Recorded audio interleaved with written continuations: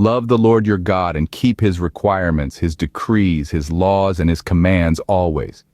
Remember today that your children were not the ones who saw and experienced the discipline of the Lord your God, his majesty, his mighty hand, his outstretched arm, the signs he performed and the things he did in the heart of Egypt, both to Pharaoh king of Egypt and to his whole country, what he did to the Egyptian army, to its horses and chariots, how he overwhelmed them with the waters of the Red Sea as they were pursuing you, and how the Lord brought lasting ruin on them.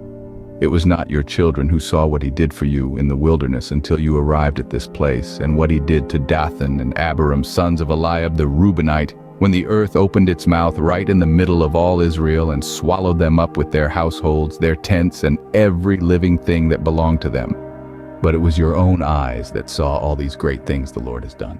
Observe therefore all the commands I'm giving you today, so that you may have the strength to go in and take over the land that you are crossing the Jordan to possess, and so that you may live long in the land the Lord swore to your ancestors to give to them and their descendants, a land flowing with milk and honey. The land you are entering to take over is not like the land of Egypt, from which you have come, where you planted your seed and irrigated it by foot as in a vegetable garden. But the land you are crossing the Jordan to take possession of is a land of mountains and valleys that drinks rain from heaven.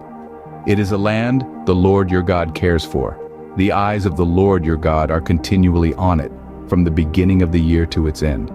So if you faithfully obey the commands I'm giving you today, to love the Lord your God and to serve him with all your heart and with all your soul, then I will send rain on your land in its season, both autumn and spring rains, so that you may gather in your grain, new wine, and olive oil. I will provide grass in the fields for your cattle, and you will eat and be satisfied. Be careful, or you will be enticed to turn away and worship other gods and bow down to them.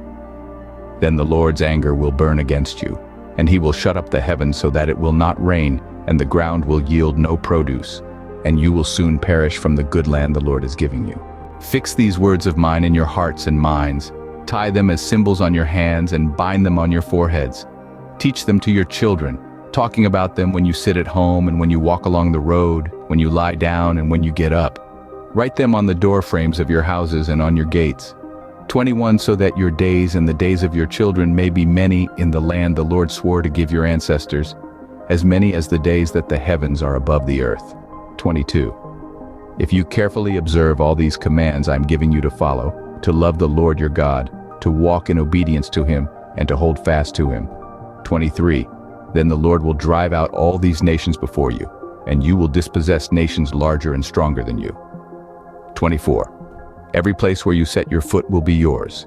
Your territory will extend from the desert to Lebanon, and from the Euphrates River to the Mediterranean Sea.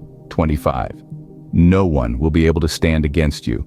The Lord your God, as he promised you, will put the terror and fear of you on the whole land wherever you go. 26 See, I am setting before you today a blessing and a curse. 27 The blessing if you obey the commands of the Lord your God that I am giving you today.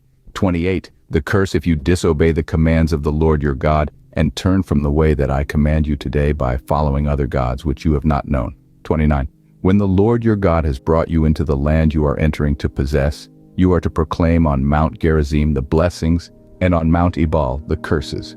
30 As you know, these mountains are across the Jordan westward, toward the setting sun near the great trees of Moreh, in the territory of those Canaanites living in the Arabah in the vicinity of Gilgal. 31 You are about to cross the Jordan to enter and take possession of the land the Lord your God is giving you. When you have taken it over and are living there, 32 Be sure that you obey all the decrees and laws I am setting before you today.